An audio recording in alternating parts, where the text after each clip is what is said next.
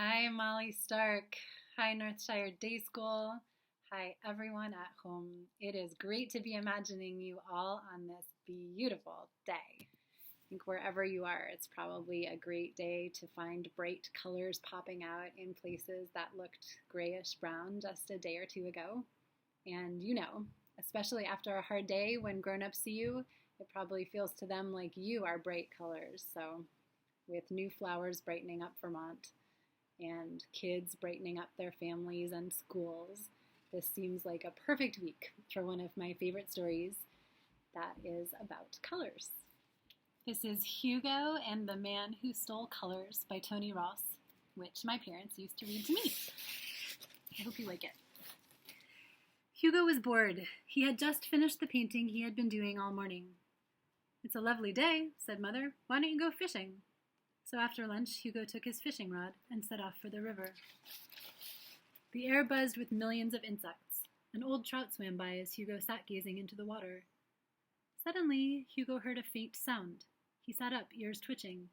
Yes, he was sure he could hear someone crying. Hugo gently parted the rushes behind him. "Anything wrong?" he asked the dark shape that huddled near the water. The little figure turned around. "Yeet!" shrieked Hugo. "A witch!" "But I'm not a witch," wailed the creature. "I'm a good fairy, and my name is Belinda." "You look like a witch," said Hugo from a safe distance. "Yesterday I changed myself into a witch for a costume party," explained Belinda. "I used a spell from my beautifully colored book of magic. But when I wanted to change back again, every single spell had vanished from the book, and there was nothing but empty white pages. Whatever shall I do? I don't want to look like this forever." Hugo was stunned, but after a moment's thought he said, "Well, first of all, show me where you left your book of magic." Belinda set off toward the woods, and Hugo followed. Soon they came to a pile of stones. Plunging her arm into a secret hiding place, Belinda pulled out an ancient book, bound in dragon skin. "Look," she cried, flicking the bare white pages under Hugo's nose. But something had just caught Hugo's eye. One ghostly white toadstool stood out among a cluster of brightly colored ones. Across the clearing, more white toadstools led away into the trees. "Someone is stealing colors," cried Hugo. "If we follow this trail of white toadstools, we might catch the thief." "Here's another one," said Belinda, rushing off. "And another," echoed Hugo. The two friends followed the telltale toadstools all that afternoon and evening. At last there were no more to be seen. With failing spirits, Hugo and Belinda plodded on into the gathering night. Finally, exhausted, they sank down on a grassy bank to sleep.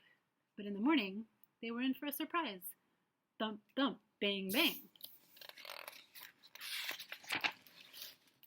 Hugo pulled Belinda clear as a little door in the bank opened to reveal a white rabbit wearing crumpled pajamas. "You may as well come in for breakfast," he grumbled, disappearing down his hole again. The two friends followed him into his cozy burrow. Hugo and Belinda told the white rabbit about their search for the lost colors. "Funny," growled the rabbit. "Yesterday afternoon I went to sleep in the sun, brown as usual, but when I woke up, I was white." "We're still on the right track then," cried Hugo. After breakfast, Hugo and Belinda shouted their thanks to the startled rabbit and set off again on their search. Suddenly, a large white animal jumped out at Hugo. "A brown weasel turned white," gasped Hugo, thinking he had found another clue. The newcomer scowled. "In other words, an ermine," he snapped, as any informed person would know. Hugo blushed. "A lot of ermines live in this neighborhood," continued the superior animal, "and one of our favorite foods is common little pink mice just like you." Hearing this, Hugo beat a hasty retreat. When he stopped to catch his breath, he heard Belinda calling him from nearby. "Hugo, come quickly," cried Belinda. A trail of white bluebells led Hugo around a bend to an extraordinary sight.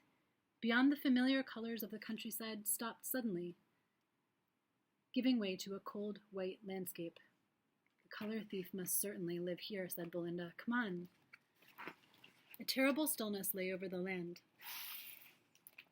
But Hugo and Belinda walked on, and soon they came to a lone white tower. "That must be the thief's house," whispered Hugo. They carefully made their way toward the door, let themselves in, and climbed the winding staircase into the darkness above. At the very top of the stairs, they came to another door.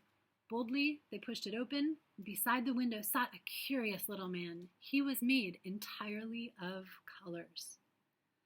"I've been watching you through my telescope," he boomed.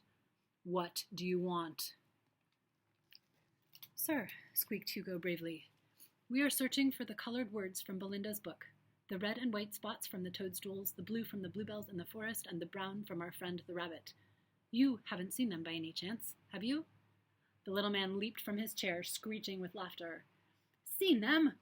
I've got them all here," he cackled, pointing at various boxes and jars. "I'm the man who steals colors. Why, only this morning I stole a beautiful brown from the trunk of a tree." "We'll have our colors back, please," said Hugo.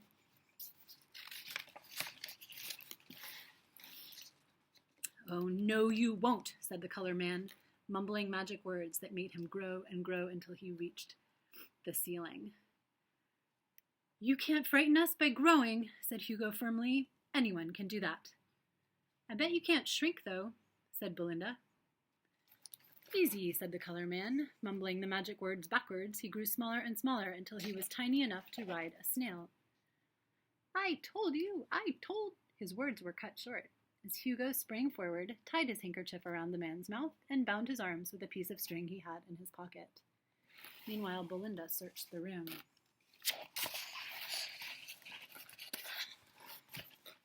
Soon she found a jar full of colored letters. "These must be mine," said Belinda. Hugo grabbed the book of magic and dipped it into the jar. An angry gurgle sounded from the color man as the pretty letters slipped back between the pages of the book. "I'll see that you steal no more colors," said Belinda sternly. She chanted a spell from her book of magic, and in a flash the color man was his old size again. "Now all your power to make mischief has gone," Belinda continued as she freed him. "But before I go, I want you to take each box and jar of colors to the window and tip them out into the countryside where they belong."